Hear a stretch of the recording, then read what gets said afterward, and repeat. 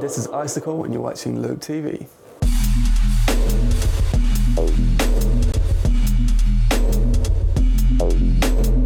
Top 5 studio tools. Well, I guess the number one, which is just boring, is my computer, because it's just, I guess, it's one of those things to invest in that's just important.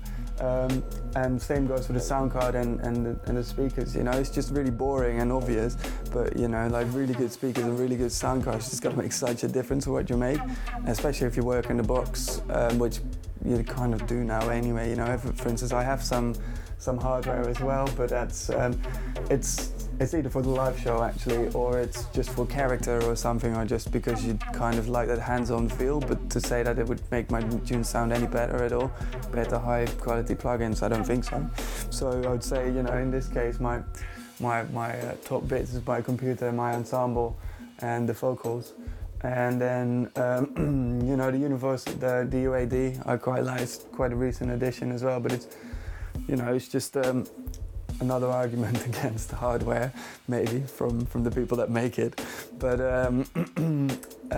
it's just, it's all the emulations of the real hardware in there. The plugins you can get there are just such high quality. It doesn't get any better. They come under the original brand name, so they are.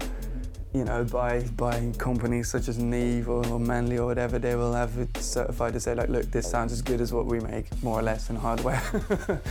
So, it's worth how it's very cheap compared to what you get out of it, really, when you think about it.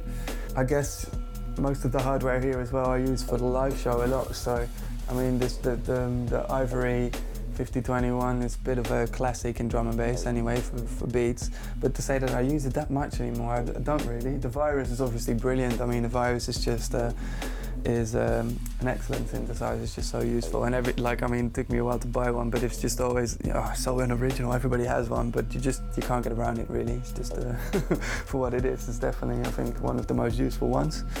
Maybe in terms of plugins, I'm also quite a fan of the Absinthe, native Absinthe is, for me as well. It's just such a cool, different approach synthesizer. So wouldn't exactly be 5, but there'll be 5 in there. I guess the music I listen to is quite varied. It's just good music, I always like to say, but there's definitely a strong theme of techno there. So I listen to a lot of techno, but just in general, even hip-hop, jazz or whatever, just nice music. I have to say, I don't listen to a lot of drum and bass or dubstep, and I'm listening to music to relax or whatever. I don't know why that is, but I think I go through so many hours of that a day anyway, so it's nice to sort of listen to something else, and like I say, especially a lot of techno, and I think that reflects a lot into my influences and my sound. Well, there is obvious differences, like the space and the time, and I guess when I first started making dubstep, it was not necessarily just instantly easy, because you are confronted with that space and you go, look, I'm trying to make the same sort of bass music at a different speed, but all of a sudden you realize that, for instance, your drums, they need much longer tails, they need more interesting texture, and it's just with drum and bass, it's so short, it's so all about punch, transients and quickness, and with dubstep, your drums need more, for instance, more character or something, I find, or whichever way you want to describe it. So I think there's definitely differences, but once you sort of kind of clock that, where you have to sort of take a slightly different approach to it, I think it's still generally completely the same music. And in terms of idea and vibe and just general palette of sound, I think I sort of approach it very similarly.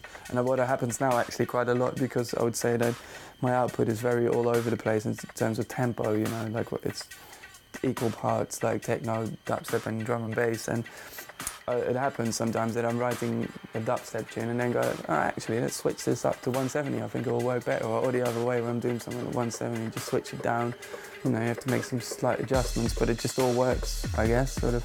So I'm trying to look for that sort of unifying sound anyway. Something there that's to be discovered. One quick answer to that is the fact that I'm here, you know, obviously says something because, I mean, like I've said it so many times before, but like drum and bass, especially in Holland, it's just a hobby more or less, and here it's a career. Though obviously you've got some arguments against it, like Noisia and Black Sandbar, but it's always been like the drum and bass scene's been quite small. It's like there's cool parties everywhere, it's going on, but it's really underground. And you know, Holland is a small country as well, so you know, I guess when I started putting out my first tunes and actually sort of start doing it for a living and playing around the world, I found myself flying up and down to England almost every other week or something, to the point where you go like, look, I might as well go and live there then. I had some more interviews like this recently, and I came up with like really eclectic ones, like Miles Davis and people like that. But like recently, I've been thinking in the realm of the slightly more probable. Yeah, the living as well, because I had Stockhausen and stuff in there. You know, it's like yeah, go in. But like Amon Dobin would be wicked if I can make a tune with him, but who knows. And I've been trying to wrap my brain over vocalists actually for my next album. You know, it's just such a complicated world. It's just hard to find someone that can maybe do exactly what I've got in my head, because I've got these quite clear visions of what kind of sound I want. It's just hard to find. But I would have to say that Amon Tobin would be like a big one right now. You know, his new album, I really like the production as well. It's just so impressive. I've always bought lots of his tunes and got most of his albums on vinyl, so that'd be great. He's a bit of obviously on his own little island, you know, so yeah. Looking at it a bit still, but it's going quite quickly actually. It's sort of coming along pretty nicely, so I think it would probably look like early 2013 for a release, so that sort of gives me actually quite a bit of time. So I'm just sort of going in on tunes more and keep revisiting and just making it better. It's quite a nice position to be in, sort of to have a bit less pressure and more time for the quality control. So yeah, I would imagine early next year for next album.